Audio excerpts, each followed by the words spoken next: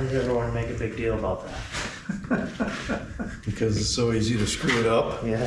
There's a few things to do on the transmission to transfer case connection drivetrain. And we only had one casualty. Transmission temperature sensor. Let the horsepower begin. So it's the next week. We're back on the buggy. We got the front axle installed. Working on the back now. Got the trailing arms all painted this week. Uniballs back installed. And before we put those on, we're just messing around with prepping to get the sway bar back installed. There's a couple of Delron bushings that go in the ends here, and it's a super pain to get this thing in. So we're gonna be beating on this thing. It's a super tight fit. We're gonna be beating on this thing for probably the next 2 hours, at least.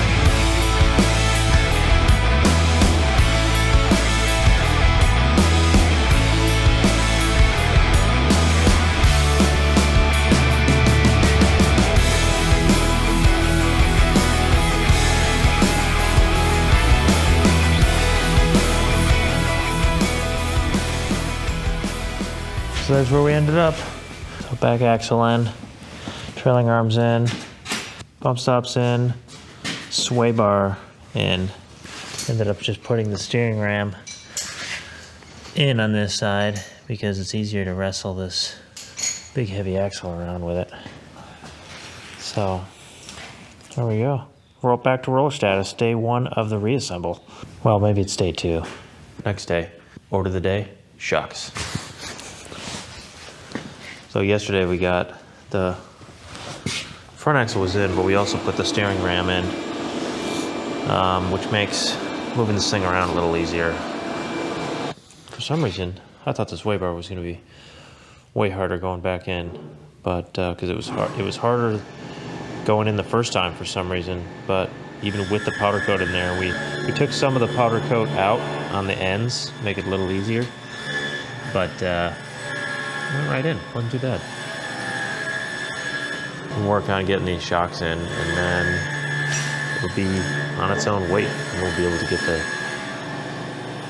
gantry crane off of here and use it, because we'll need that for putting the motor in. Let's take a minute to go back and look at the design and fabrication process to get this suspension put together.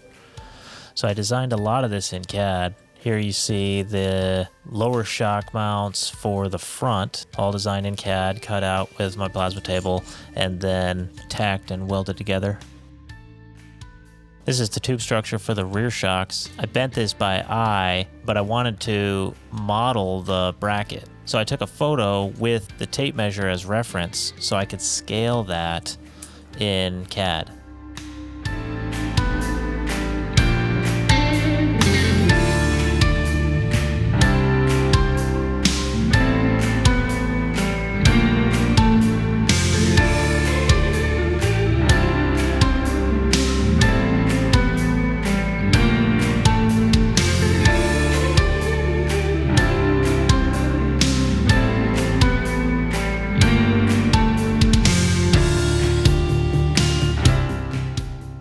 And as I get all the trailing arms welded together and ready to support weight, put all the shocks in there, springs, get some wheels and tires, and we have the rolling chassis.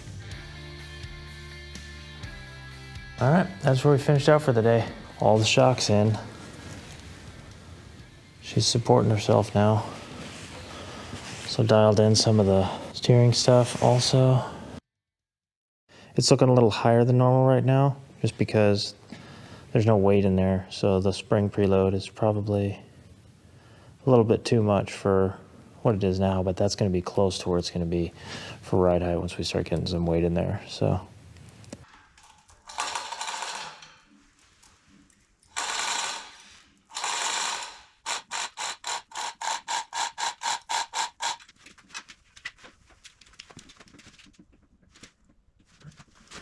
oh, there it is.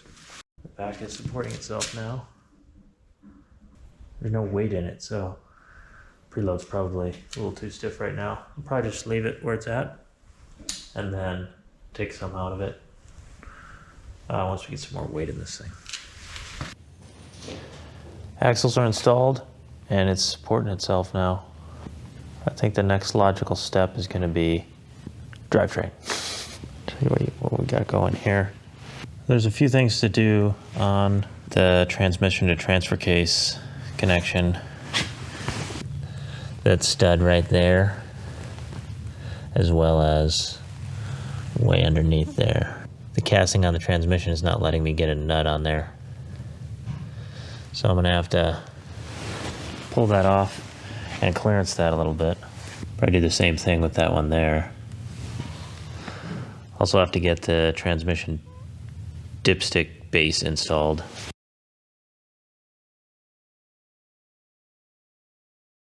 This base has a little collar on it that the dipstick locks into. And it's got a rubber seal, and then to set the level, because it works for several different transmissions, there's just this jam nut that locks it from the inside.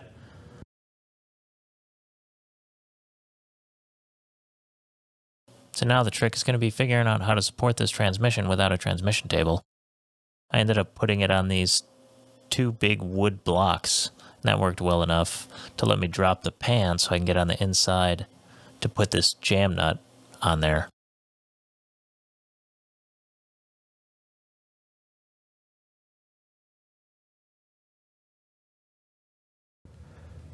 All right, we got her. It's the end of the day. I'm tired. That's the dipstick mounted now.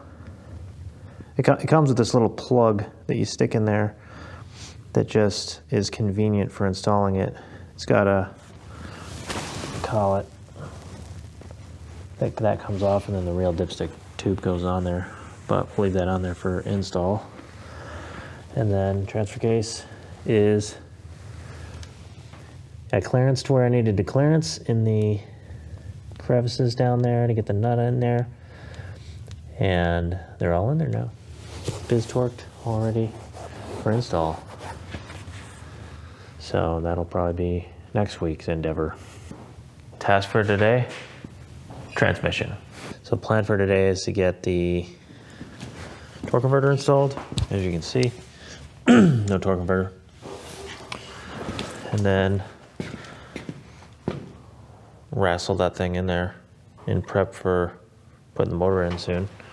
Before, when we were mocking this up, we used a piece of plywood in the base in there, and that worked out pretty well for being just the right height for it sitting in there and then getting it on the dowels.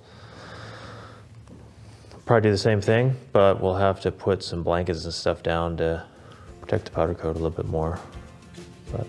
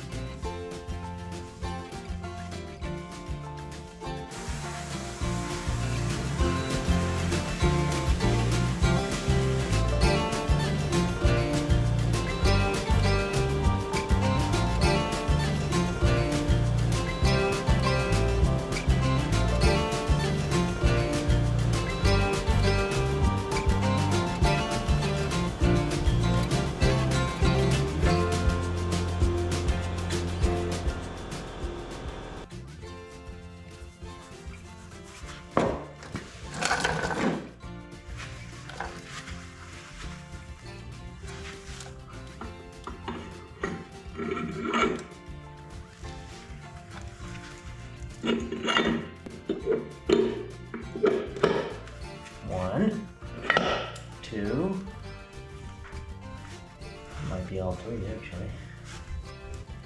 Feels pretty good, but I don't know if that's all three or not. 2 sounded like 2. Yeah, 2 and 3. yeah, that's what I think. We'll measure it here in a minute, but Yeah. measure it. Does it feel like it's turning the pump? Oh, to there, I thought it was to here. Yeah, that's 1 1/8 inches.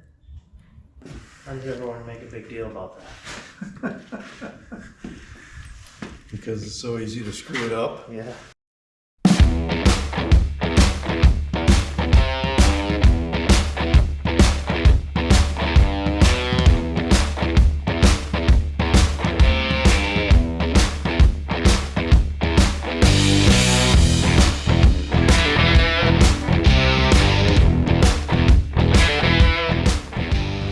All right, she's in there.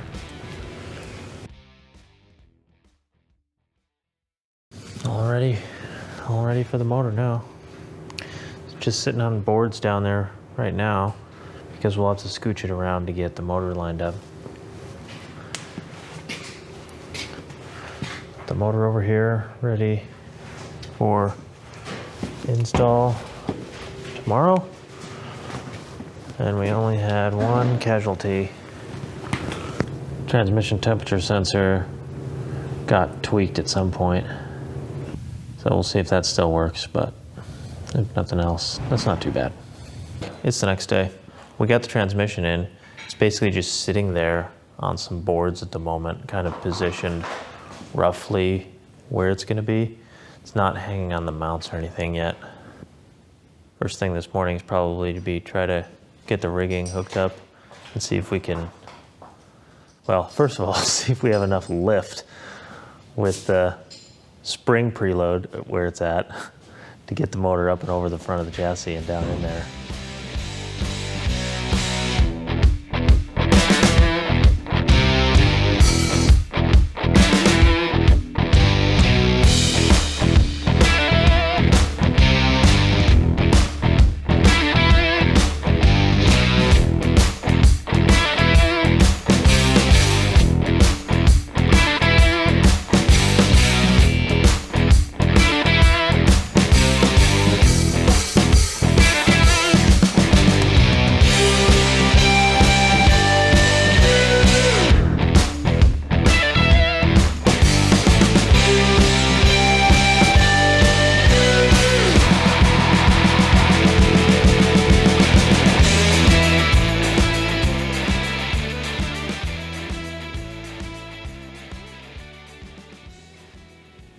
Motor's in there.